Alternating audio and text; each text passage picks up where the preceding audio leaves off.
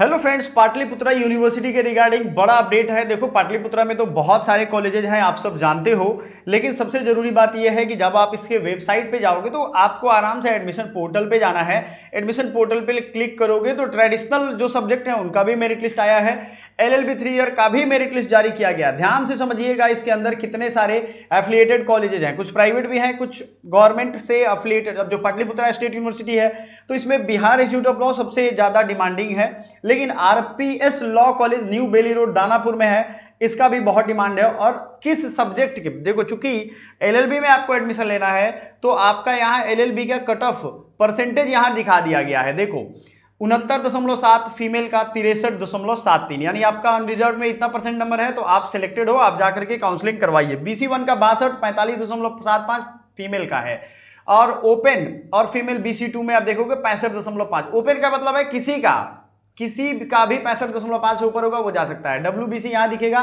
फिर SC का 58.27, और मैं साइड हो जाता हूं, आपको ये क्लियरली दिख जाएगा। SC ST EWS का भी 61.63 आपको दिख रहा है। तो मेरिट तो आपने देख लिया। देखो पाटलिपुत्रा के अपडेट को समझिए यहां पे, और इन्होंने क्या लिखा है इनके वेबसाइट पे तुरंत ही दिख जा रहा है। Pataliputra university LLB and BLLB merit list, ये बिहार इंस्टीट्यूट ऑफ लॉ का है। सुनिए फिर से, बिहार इंस्टीट्यूट ऑफ लॉ का ये वेबसाइट है, और जो हमने अभी दिखाया था वो पाटलिपुत्रा का था। तो क्लियरली समझिएगा, सभी छात्र छात्राओं को सूचित किया जाता है कि नामांकन के लिए पहली मेधा सूची विश्वविद्यालय के द्वारा जारी कर दी गई है। इसका रूल याद कर लीजिए, क्या था?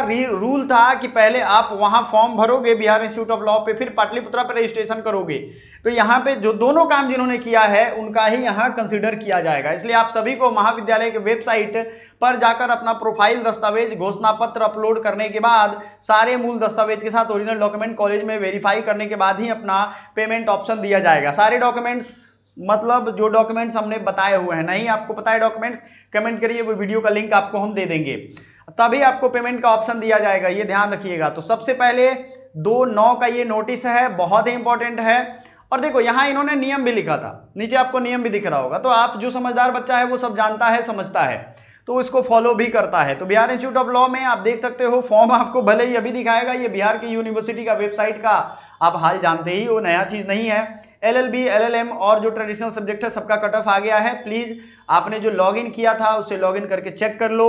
इनके रूल्स क्या हैं, उनका डेट सीट क्या है, वो भी हम आपको कोशिश करते हैं, अगर अपडेट आ गया होगा तो आपको दिखा देंगे। व्यू नोटिस BLLB का है, रीओपनिंग फॉर्म ऐसा तो कुछ दिख नहीं रहा है, दिखेगा तो हम आपको जरूर देखो यहाँ पे in case of any problem तो वो आपको कांटेक्ट भी कहने को कह रहा है। ये जो ac.in है इस पे आप कांटेक्ट कर सकते हो।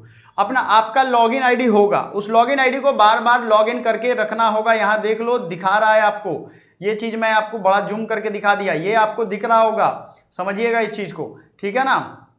कोई इसमें गड़बड़ बात नहीं है, ठीक है। Thank you so much, bye for now.